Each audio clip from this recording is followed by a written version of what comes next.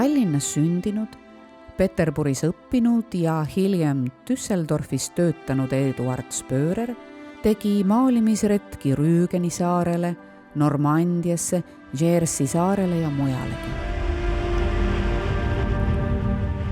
Käesolev teos on valminud tema reisil Prantsusmaa loodetippu Britanniasse, kus käisid toona maalimas paljud rahvusvahelise kunstielu autorid.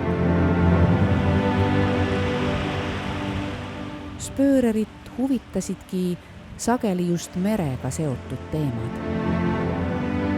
Tema maalija pilgus muutusid oluliseks romantilised kaldavaated laevadele või rannikule, mille ta suure valgusmeistrina tundlikult lõuendile kandis.